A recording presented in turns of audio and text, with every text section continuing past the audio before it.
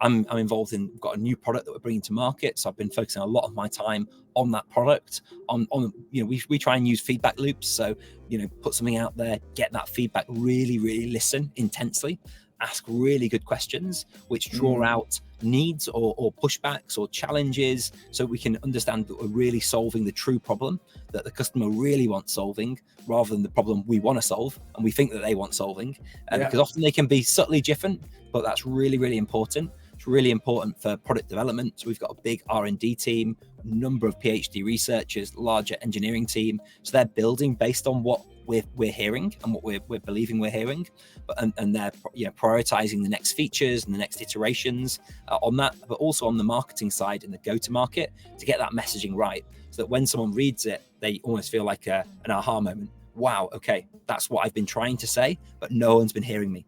That's what we want to do, and I think that's what great listening does, and great questioning. It reveals the direction, the true problem that the businesses actually want to have solved. Thank you for joining episode 138 of Interviews Cracking the Entrepreneur Bottleneck. I've been mentoring startups for many years and see founders repeatedly making the same mistake.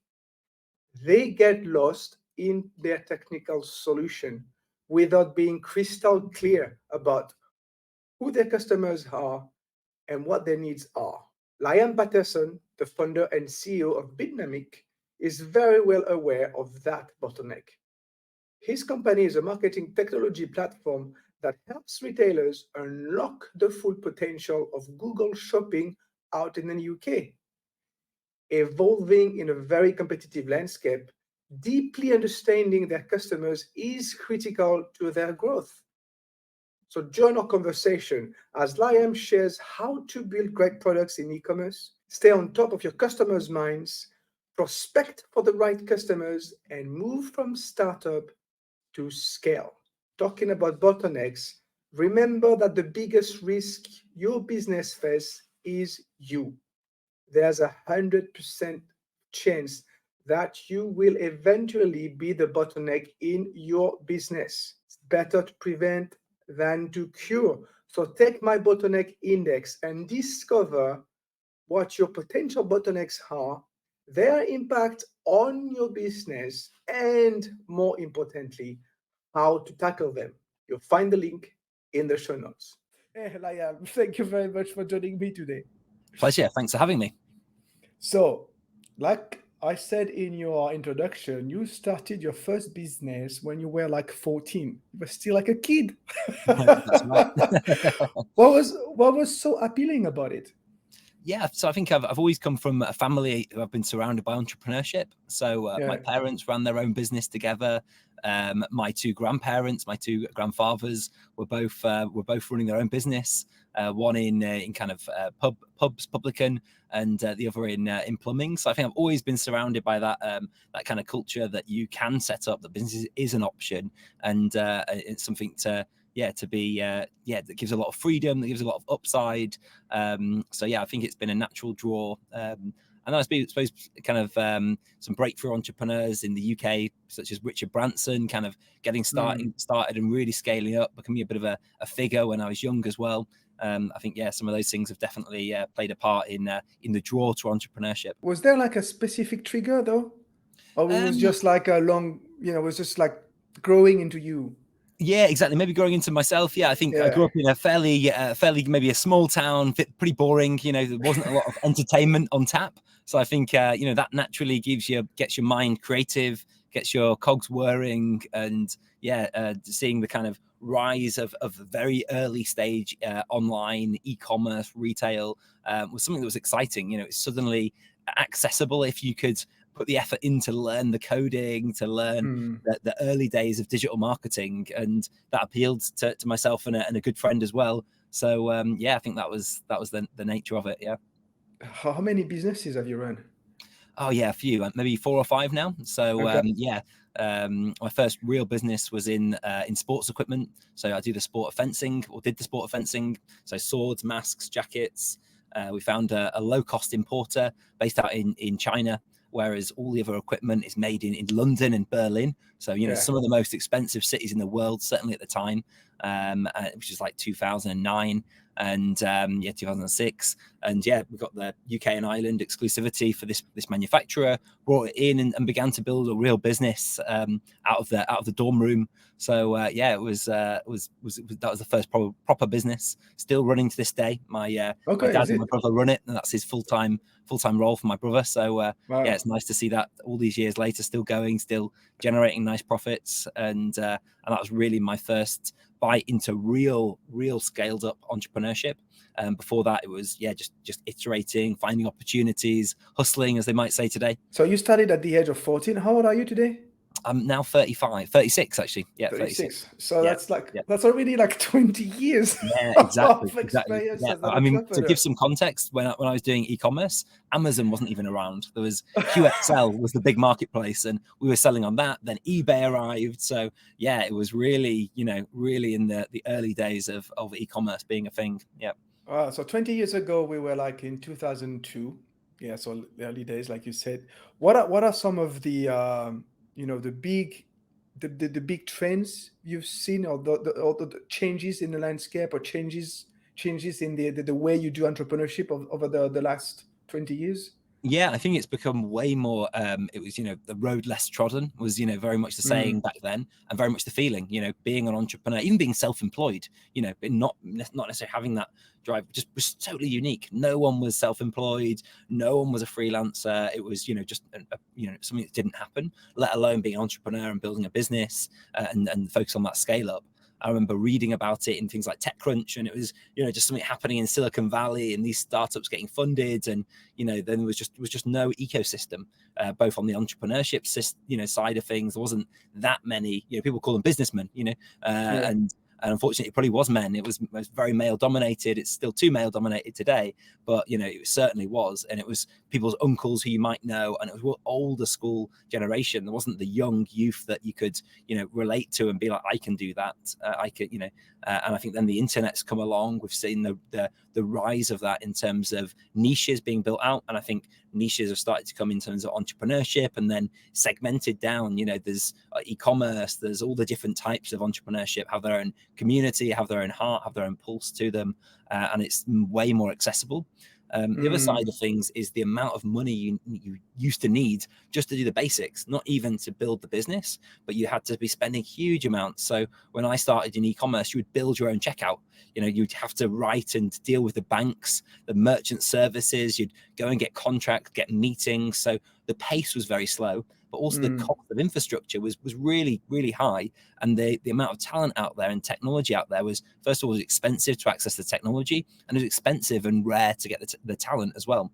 So I think like all those things have really become much more accessible, much more democratized. Now, money isn't often the challenge to get started. You could get started if you've got a great idea for just a few hundred or few $100 and easily push something out there. Whereas before, you need the website, and that website would take months to build. It would cost tens of thousands to build, and that was on the cheap. So I think they're the things that have really changed, is that democracy and also that collective, you're part of something as an entrepreneur now, and something which is quite common and quite accessible versus rare, which it was back then. Yeah, it's really interesting. It's just I'm part of the two generations. I was born in 1976, no internet, no mobile phone, and now we reach a point where, like recently, I interviewed Atekin, the founder of JotForm. Yeah. Everything is just like plug and play. and we forgot that it started as, like you're saying, it was new technologies. Everything was expensive, difficult to put into place, to build into systems, and now it's just like on a snap of a finger. Yeah, it's amazing how fast it has evolved, and I guess this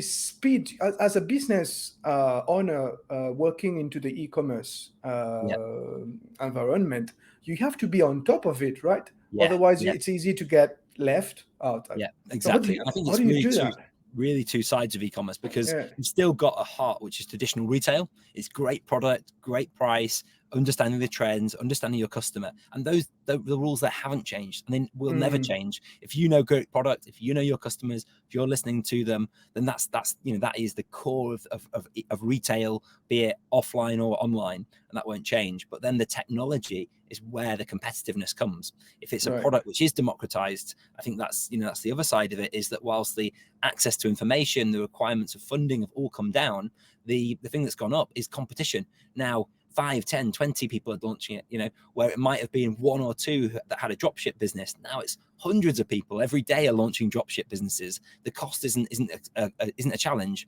and that means there's massive competition. And one way to differentiate there is through using the right technology and really knowing intuitively what dials to turn and when. And I think that's the role of technology, which is really coming in and being disruptive, so that while someone can easily launch a website, they can get the product, they can have it on the website. If they don't know all the dials, which someone experienced has really learned and maybe learned the hard way, where to invest and the impact of that investment, then it can really leave them in a challenging situation.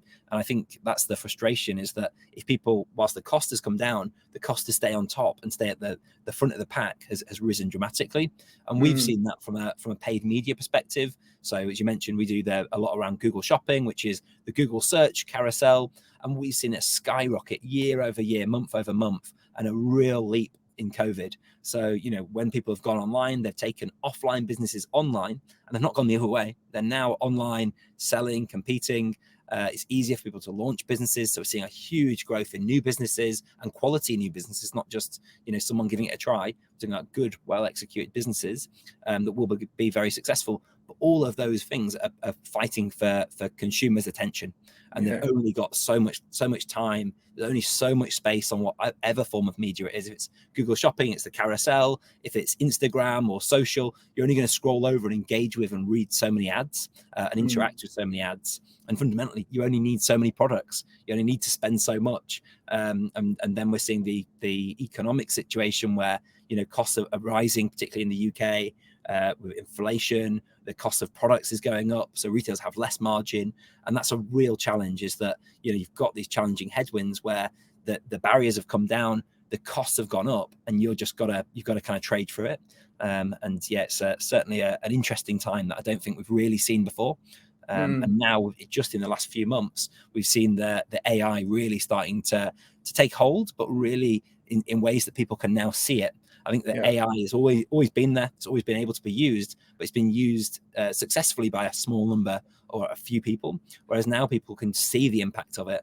And I think over the next 6 months, we're going to see some really disruptive uses of that, which are going to give massive efficiency gains, which I think is going to be challenging for the labour market, to be quite honest, because I don't think the policymakers and individual businesses have yet realised how impactful this can be, both positively and negatively. And then it ties back to what you were saying earlier. You're saying, I don't forget the fundamentals. Like you said, the product, the customers, talking to customers, understanding them, this has never changed. This is always there.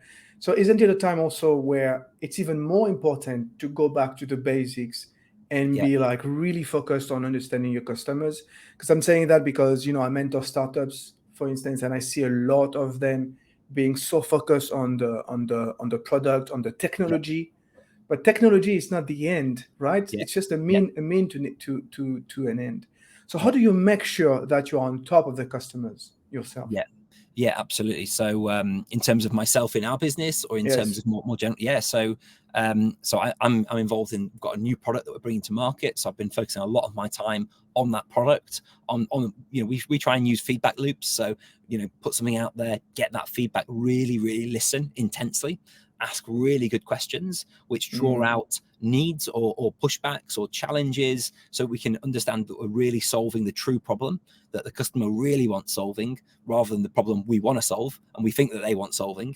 Because often they can be subtly different, but that's really important. It's really important for product development. So we've got a big R&D team, a number of PhD researchers, larger engineering team. So they're building based on what we're hearing and what we're believing we're hearing, but and they're prioritizing the next features and the next iterations on that, but also on the marketing side and the go-to-market to get that messaging right, so that when someone reads it, they almost feel like an aha moment. Wow, okay, that's what I've been trying to say, but no one's been hearing me. That's what we want to do. And I think that's what great listening does, and great questioning. It reveals the direction, the true problem that the businesses actually want to have solved. And so often I've got many friends who are entrepreneurs. They half hear a problem, they half hear what their customer's saying, they immediately start to think about what they're going to say, or the feature they have that connects to, or the product they're going to build for that, and then they sell the customer. And naturally, they're great entrepreneurs, they're great at sales. They're going to sell the customer that the problem they were really saying was the problem, was what they have, was the solution they have, but actually didn't really hear what the customer was saying in the first place. And I think that can be a challenge when entrepreneurs are great at selling, that they can mishear and then sell the customer, and they go, look, the customer wants exactly what we wanted, but actually it wasn't fundamentally, that wasn't the fundamental challenge. So I think that's one part. And also the role of data and education. We can convince, and there's that thing of Steve Jobs, they're being able to change the world around him and change, the perception of what was going on, the perception of reality, which I think many entrepreneurs, great entrepreneurs, have that ability, but they don't have that ability on data. So when they're telling the customers one thing and the customers believing it because that's what they're hearing and seeing from them, if the data's different, that's what is another really important feedback loop is. So we've got a very data-driven culture, which is, let's really prove this from what the customers are saying, from what the customers want, from what the customers are, using language-wise, and also let's prove it in data. Let's prove those results. Let's get those case studies. Let's be transparent about it. And I think those two things together are really, really core for driving a business. Yeah. So constantly test, validate, collect feedback, and do it again and again and again. Yeah. It's an ongoing cycle. Everything we do, we're trying to get better at. So we borrow a few quotes from quite a few different entrepreneurs. So, be the best at getting better is a big mantra that we have. So don't just do something, do it to teach it again, do it to improve it. Don't just execute the same thing, execute it and then stop and reflect. How could we have done that better? Was there a small, very, 0.5%, 1%, 2% gain we could do on that? Stop, improve it, or do what we believe is improving it, then do it again and see what the result was. And that's on everything. Every single touch point we try to have this loop going on.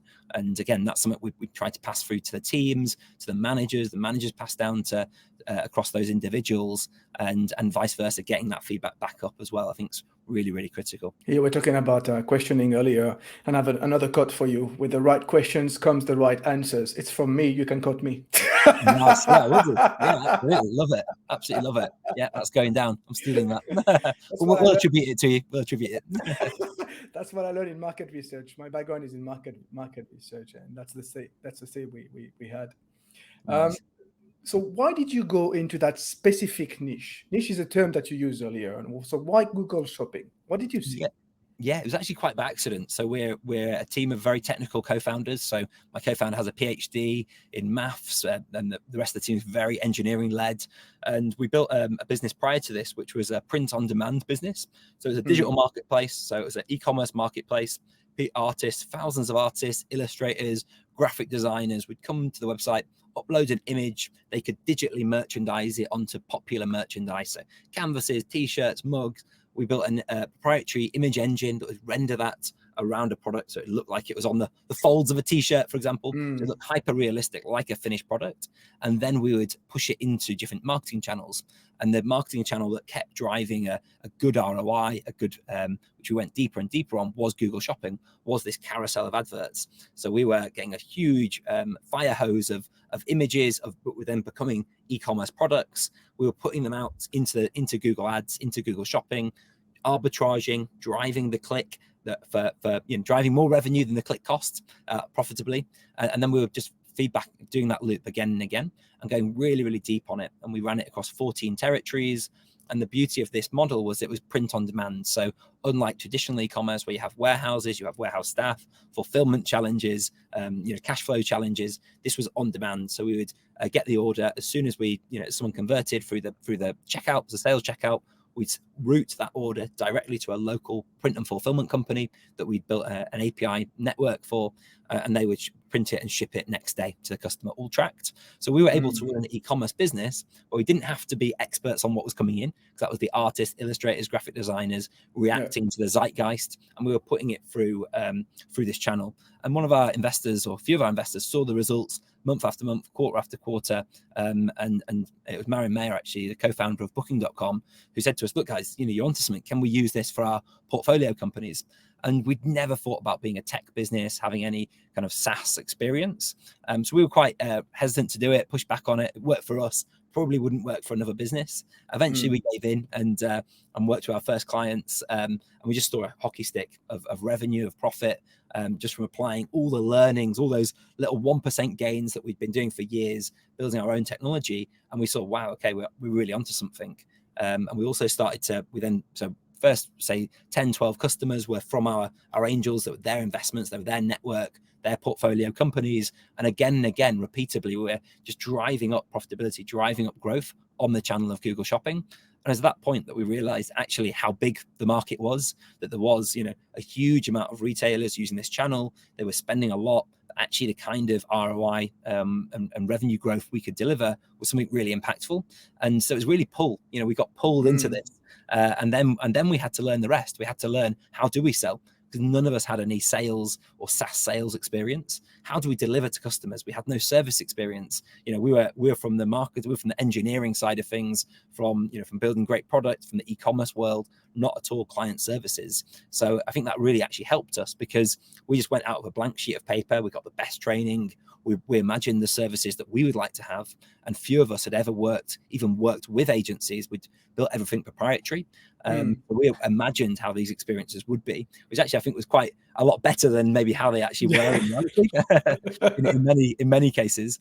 And that's what we did. And then we brought people in and taught that down to the team. And actually they came with great challenges, observations, learnings, and the rest was really shaped by the market.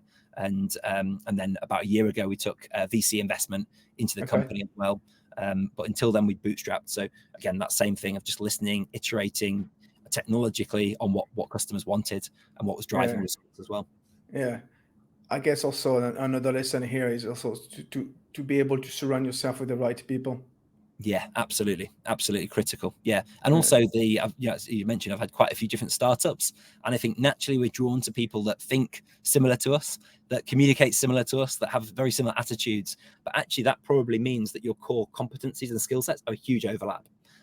So my previous co-founders, brilliant in communicating, brilliant at strategy, brilliant at metrics, acquisition, and I learned a lot from them, and hopefully vice versa. But actually, there was a lot of skills overlap, which meant there was whole areas that we wouldn't have coverage to, which we wouldn't be as on it as. Whereas I think it's been really good with my co-founders here, that actually we've been able to, and the core team that we've built around us, is that we've been able to have some overlap, but actually very different skills. So we naturally slotted into areas of the business that were separate, that could add value, which we could own and iterate on, with connection, but with independence as well. So I think that's been part of it as well, is that founder overlap as well, and that quality of people is absolutely critical. Yeah. Why do you think your clients are retailers? That's right. E-commerce retailers. Yeah. E-commerce retailers. Why do you think they keep on coming to you? Yeah, I think it's partly due to a very clear value proposition. So what is a niche is these Google Shopping ads. So because of that, we've solely from day one focused on this. We've become absolute experts at what was a very niche channel, but has just grown and grown and grown in through the way that Google's changed the landing, the search results, the carousel has just become more and more critical. And the rise of competition we've seen there because of COVID, in part because of new retailers, because those barriers to e-commerce coming down as well. We've seen huge amounts of growth into ad spend, which has created a challenge. It means now there's still only 5 positions. The first position of the carousel is critical. About 60 to 65% of the clicks go on the first position. So that means there's a real squeeze, a real challenge for retailers. So they've got to look at being smarter, and that's just led directly into our proposition. I think the second part is around what we call ICP, ideal customer profile. So we know who our technology will work for, and we also importantly know who it's not going to work for. So we're able to validate that And we do a lot of work up front on what we call an audit. So we'll link into their Google Ads account, have all their data, all their numbers, and we're able to validate that fit. Is it there? Is it not? Turn away a majority of the businesses that we speak with, and we start doing the audit process, because it's just not going to be a fit for them. It's not going to be a fit for us either. So we're able to give that clarity to those businesses, direct them in the way of a better approach, or an approach that can help them, or maybe we can't add any value at all. And then for those that we can really validate and show exactly how our approach will unlock that incremental profit or growth for that business. And we can do it through the numbers of their own account. So it's not us saying, oh, we think you could get this, which is quite common, unfortunately, in digital marketing. It's validated with the numbers, and that means we've got a really good reputation as well in terms of track records, in terms of we've got over 50 plus case studies referencing the names, the brands, the logos, the impacts we've had, even the decision maker's name and their role at the business, and a quote from them. So we're able to give it that transparency to retailers. So I think that's certainly played a part in getting referrals and getting the authority within the market. And also we've just grown from being niche, but following that results-driven approach continuously. And then more recently, we've just started to unlock ancillary technologies, which are truly proprietary as well. So again, that gives us that next advantage by moving into, for example, landing pages built just for this Google shopping journey. So again, reducing what they call bounce rate. So again, it just gives us a suite of technologies to solve a core problem, whereas most people in our space wouldn't have that depth of knowledge, that depth of a single vertical of e-commerce retailers, and then just Google shopping. So it allows us to have built that real expertise within an authority within the market. I'm a fan of Seth Godin, Yes. and to quote him, because you like quotes. He's Yeah. talking about the most valuable market, which you refer the niche, but this is exactly like textbook what you're saying. And what I like is that you were talking about your ICP, your ideal customer profile. And this is something that many entrepreneurs don't understand well enough. And, always choose your client. Everyone is not your customer. Choose your client. But what I hear a lot is, oh yeah, but if I have to choose my clients, I cannot afford, running the business because I still have to pay for the bills. So what would be your recommendation if someone tells you this? Yeah, I would say it's fool's gold. It really is, because you think, okay, we can close this deal, we can make this money, they're going to pay us this amount of money, but it's a bit like having a bag of actual gold nuggets and you're throwing in fool's gold in there. You fill the bag up, so you think, oh, I've filled the whole bag. We've now got to take the bag away and stop prospecting for real gold. But actually, that you've just been putting in, stones, you've been putting in pebbles, you've been putting in fool's gold into that bag, and it just costs you so much, and it can cost you your reputation as well. Because if this business isn't going to be a fit for what you're doing, you already know the outcome. Why aren't they a fit? Well, they're not a fit because they're not going to get the value, they're not going to get enough value, or they're not going to get it in enough time. It's going to take them years, So what's the repercussions of that? They're going to be frustrated. They're going to ask a lot of questions. They're going to generate a lot of support. They're going to, all of those things are distractions from being able to get more of the right customers.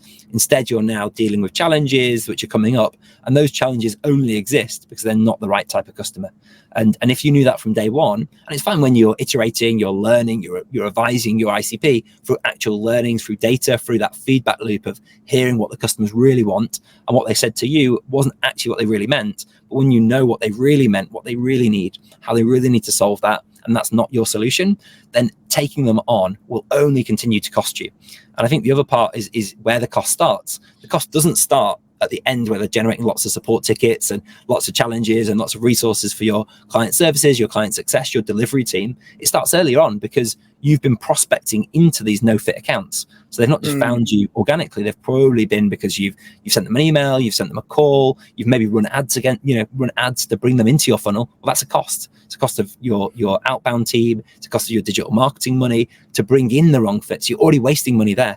Then they're coming through, then you're presenting sales decks and surprise, pitching a product or a solution to someone who's not a good fit. You're going to have a much lower win rate. It's not going to resonate as frequently as and often as them. And when they do close, they're going to close for less. You're going to be probably discounting your product. You're going to be offering terms that you wouldn't otherwise do to make it try to fit.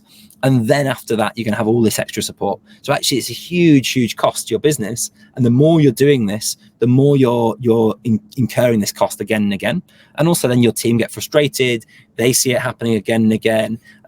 So it's a real vicious cycle that you have to, if you've got to wean yourself off it, if you've got your business to a place where you've got a lot of, maybe the proposition's changed, maybe you've moved up market from being SME to being enterprise focused, you've got to, iterate towards that. We use OKRs, set OKRs that are going to move you up market, for example, and be really metrics focused on those. And then I think you'll uncover that actually there's been a huge attrition to cost. And actually, if you didn't have that many bad fit, you'd have less support cost, you'd have better repayment times on your customers, you'd need a smaller marketing budget to hit your target, you'd need a smaller delivery team, all these things, all because of kind of not really honing in on your ICP. And while you're busy servicing your bad clients, you're not busy going after the ICPs or servicing the ICPs. Exactly. And I suppose the only caveat to that is where it's learning, where you think, okay, we're confident that we've changed things, that we can service this client base much better now. And then it's about learning and feedback and just taking that kind of approach to it as well. Yeah, and this ties back to what you were talking about earlier on, questioning. Because every time you met a potential client, you have to qualify that client. And the way to qualify the client is to use the right questions so that you get the right answers. And what I always recommend to my clients is to have some red flags, like big no-nos. Even though 95% of all the criteria are okay, but if there's one red flag, you should just say no, thank you. Do you have any red flags like that? So I wouldn't say necessarily purely red flags, but definitely criteria. So one, because we're predominantly on this Google Shopping carousel, it's like, are they active on Google Shopping?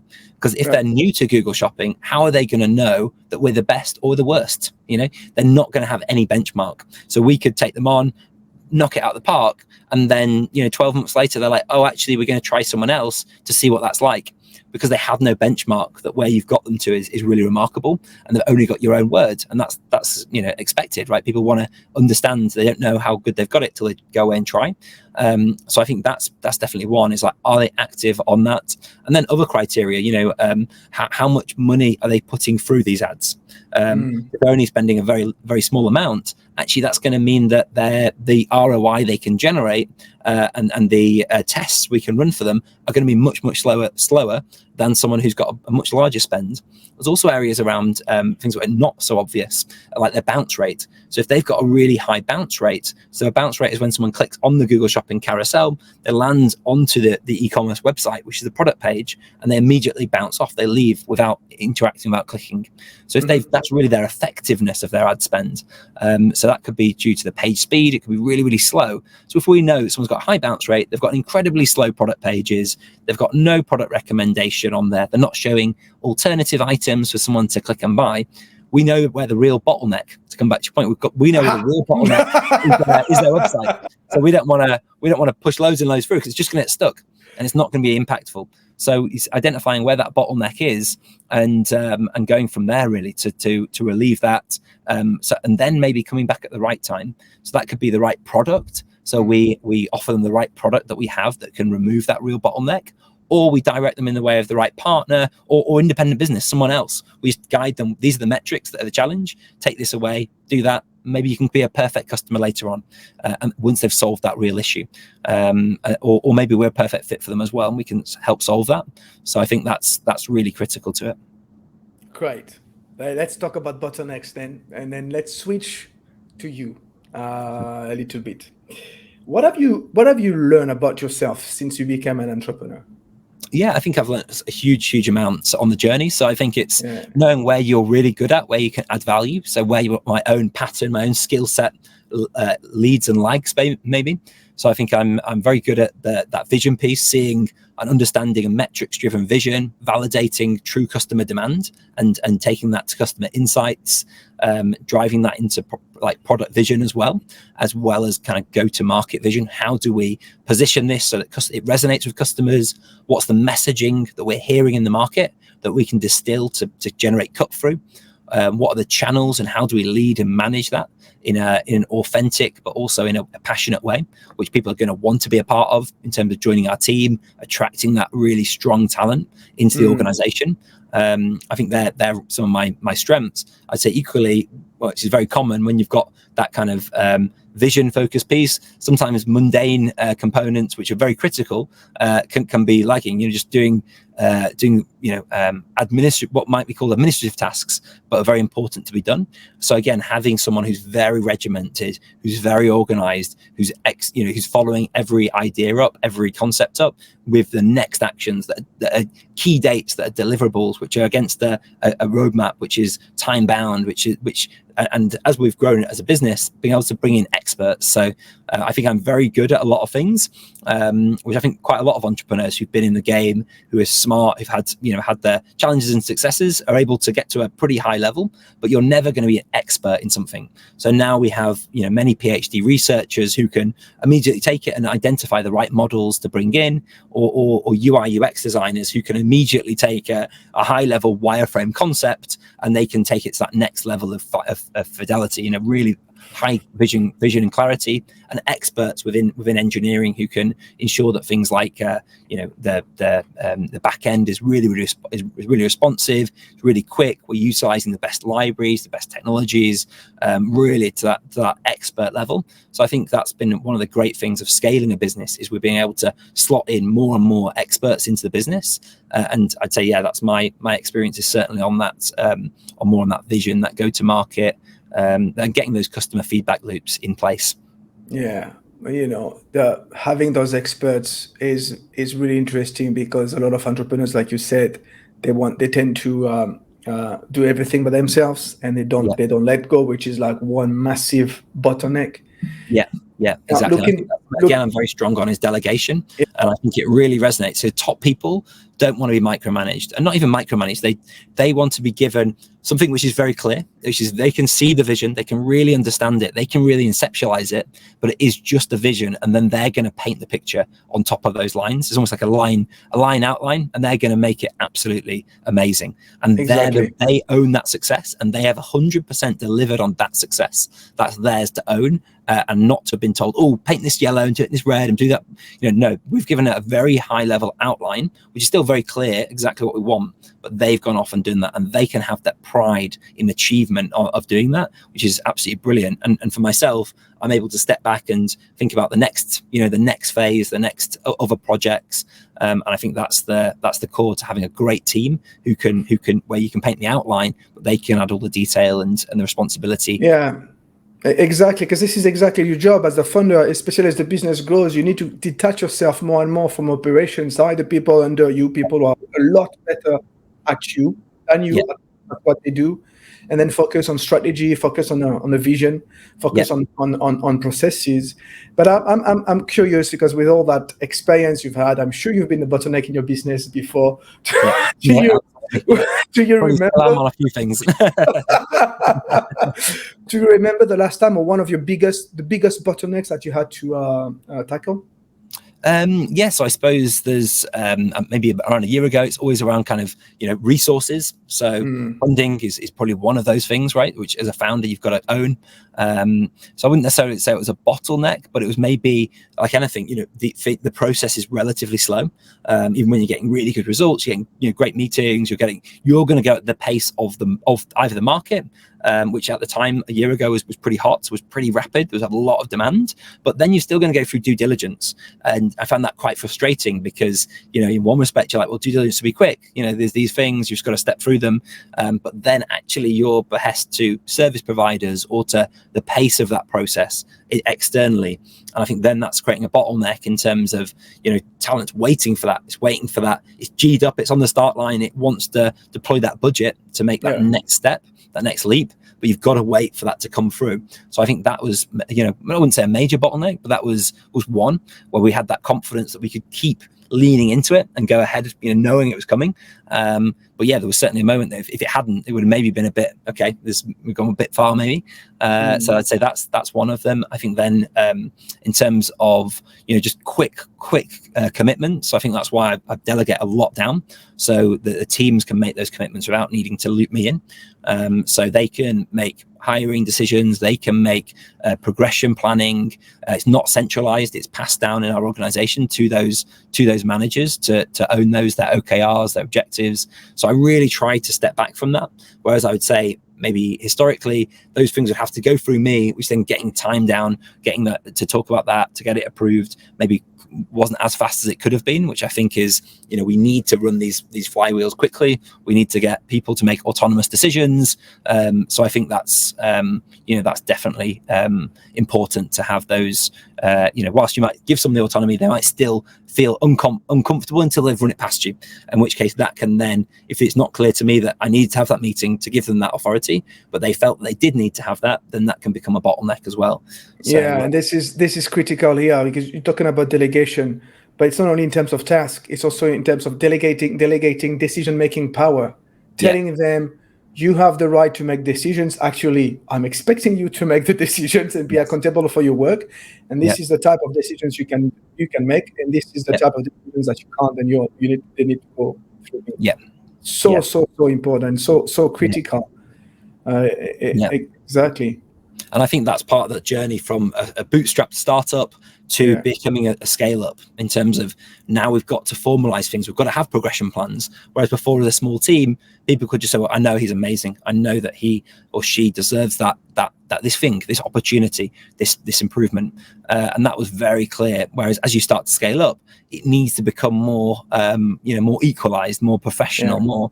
And then I think that's certainly, again, one of those areas that then can become a bottleneck if you're not careful, and can really frustrate people as well. Rightly so. He got this, he did it that way, whereas I never got that opportunity. And that could be fine in a startup at a small scale, but once you're at a certain size, you need to kind of not document, but you need to be professional in those decisions and those rationales behind it as well. And that comes at a time between speed and process, really. It is also about what you're saying. I guess it's about developing a sense of fairness between people. But then it means also that you have to communicate the context and everything. So communicate. Yes. And I think that's certainly a learning as well, is just how important communication is. So we've grown to, from a relatively small team to now over 100. We've got offices in the UK and in Austin, in Texas. And it's, now you've got communication on different time zones in different cultures. Although we're very similar, British and Americans, still quite a big cultural gap at times of how things can be inferred, or we would imagine they would be inferred. So I think that's really a piece of, like, you think you've told people that, you think that'll be very clear, but actually maybe it's not. And it just needs constant reiteration. And the same goes for on the client side, just constantly showing them the results. You think, okay, well, they've seen that, they're not going to be told again and again. But actually, yes, they do. They need to be reminded of that. They need to hear that same message, and that consistency of message, particularly as that starts to be trickled down. So rather than just myself or executive leader, it's now like, right, their senior leader, the other team just needs to be all on message. And that's a bit of a process to get to that. Which wasn't necessary before, which suddenly becomes necessary at a certain size. So all those things that which need take effort and getting right as well. One of my clients at the moment is going through that. He's got a smaller team, but is still in a process where, in the state of mind where, once he talks to them, he assumes that they will, react or analyze the situation the same way he would do. Usually I remind him that there's a reason why he's the boss and the other. It's because he has the big picture. They don't necessarily. So it's really important to communicate, like you were saying, set the context, communicate your expectations, and ask questions and more questions. Yeah, exactly. And I think that's it. It's like that kind of, I've discussed it recently with the executive team. It's like that juxtaposition between transparency and opacity. Well, no one wants something that's very opaque. Everyone will say they always want transparency, but the more transparency you give them, also the more context you need to give them, the more understanding they need to have about these things. And then that, if misinterpreted, can cause worry or concern or, challenge, and like they feel like they suddenly have this unknown rather than just black and white of, so it's really getting that balance right of giving people transparency, giving them ownership over what they're doing without also distracting them from what they need to we need them in a certain lane doing a certain thing. If they're suddenly strategically thinking about this and this, which doesn't actually they have no control over, they have no impact over, maybe it's a totally different team or totally different department, but now it's starting to cause, you know, misinformation or miscommunication or worrying, which doesn't need to be there, and then it creates this loop of communication. And I think that's a really interesting one, because I think everything you hear about is just be totally transparent, share everything, but actually without constant communication and interpretation and sharing that on a near, you know, on a very time consuming method, and having that trickled down, it can just become a bit too confusing. So it's like that balancing act, I think, is what we've learned. It's like, great being very transparent about what they can own and what they are owning, whilst also giving a context to the other areas, but not total transparency, perhaps, which I think is an interesting interesting piece, right, that I don't think is talked about so much. Indeed. All right, let's wrap up the conversation.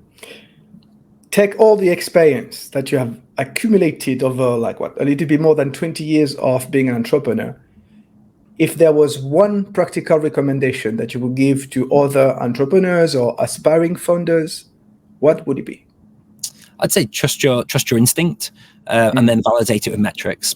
So, you know, have that conviction, you know, on any startup, even if it's scaled up or in the inception stage, trust your gut feeling, because actually, as humans, we're able to just understand so much about the context. We're able to infer so much from different conversations that's what's giving us this conviction that we have as entrepreneurs. And you're going to need to have that conviction to get over so many of the challenges and hurdles and negatives that will be thrown at you as you scale the business. But also validate it with metrics where you can. So, you know, track the amount of conversations you're having, because sometimes you'll think, God, I'm just having negative conversation after negative conversation, and then you'll look at the numbers and say, actually, out of 10 conversations, I had one negative conversation. You know, so sometimes it can really reaffirm you, and sometimes it can also make you realize, okay, I thought I was having lots of positive conversations, but actually there's something to be learned here. And that then leads you into becoming more and more metrics driven in terms of what are the right metrics to track at the right stage, and really validate those assumptions, but only do that alongside conviction, which is the first thing you've got to lead with. Amazing. Last question then, how can people contact you? Absolutely, yeah. They can go to biddynamic.com if you're interested in Google Shopping side of things, what we do for the e-commerce retailers we support. So that is biddynamic.com, biddnamic.com. You can book a meeting with anyone there. Or if you're interested in myself and our story at Biddnamic, you can follow me on LinkedIn. So I'm Liam Patterson and at Biddnamic on LinkedIn. Excellent. Thank you very much, Liam, for your time today. It's been a real pleasure. Cheers. Thanks. And thank you for listening. Interviews Cracking the Entrepreneurship Code is available on all your favorite podcast platforms. Subscribe now so you don't miss any episodes. See you next time. Bye for now.